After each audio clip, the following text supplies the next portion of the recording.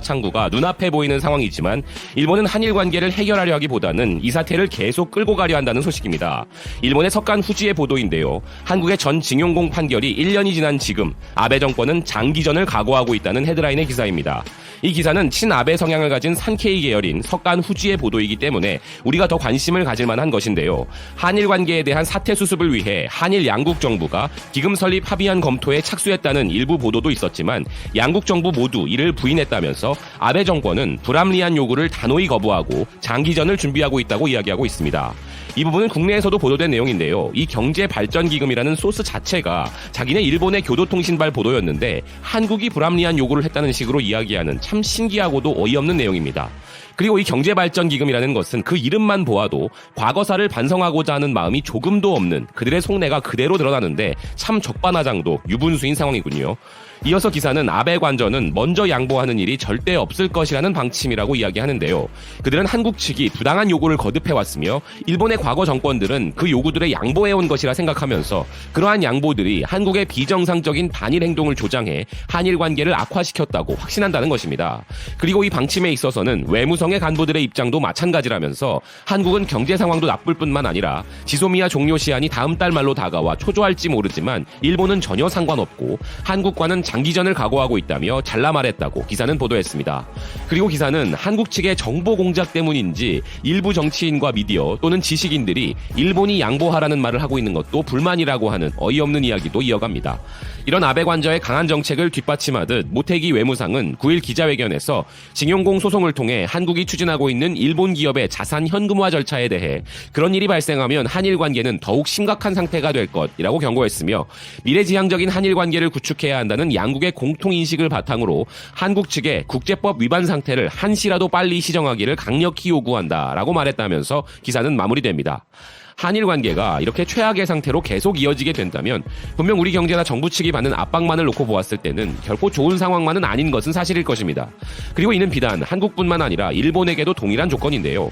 그렇다고 해서 장기전이란 말 따위에 지레 겁먹고 꼬리를 내릴 만만한 대한민국이 아니라는 것을 일본이 반드시 깨닫게 해줘야 할 것 같다는 의견입니다. 지금까지 BK뉴스였습니다. 시청해주셔서 감사드립니다. 사고 관련된 지역의 식재료를 올림픽 선수촌에 보급하려는 반인도적인 행위를 당장 멈추라는 일본인이 있습니다. 이 주장을 펼치는 사람은 일본의 전 스위스 대사이자 도카이 가쿠인 대학 명예교수인 무라타 미스헤이인데요. 해당 발언은 일본의 넷 아이비 뉴스와의 인터뷰에서 무라타 전 대사가 이야기한 내용입니다.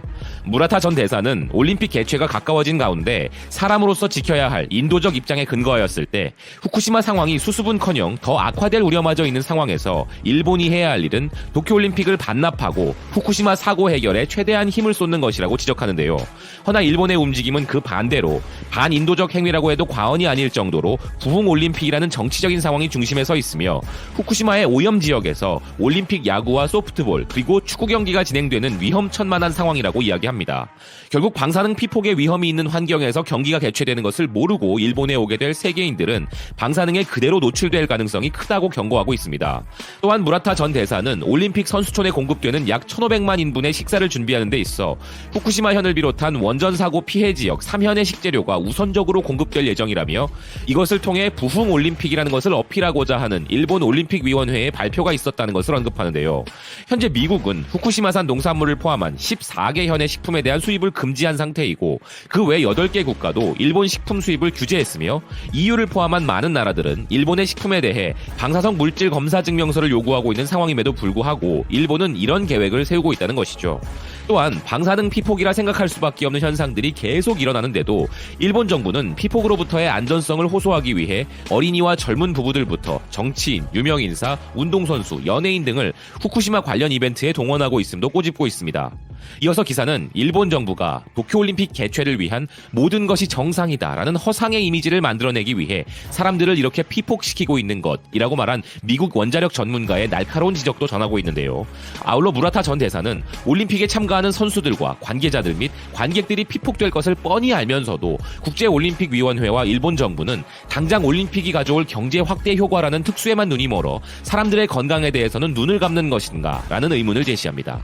끝으로 무라타 전 대사는 이렇게 직면하게 될 위기에 대해 대응을 촉구하는 의미로 아베와 국제올림픽위원회의 토마스 바흐 회장에게 서한을 전달했다고 하며 상상을 초월하는 후쿠시마의 고통을 지우기 위한 부도덕한 도쿄올림픽에서 철수하는 것이야말로 일본에 있어 유일하게 남겨진 그리고 가장 적절한 선택이라고 지적하고 있습니다.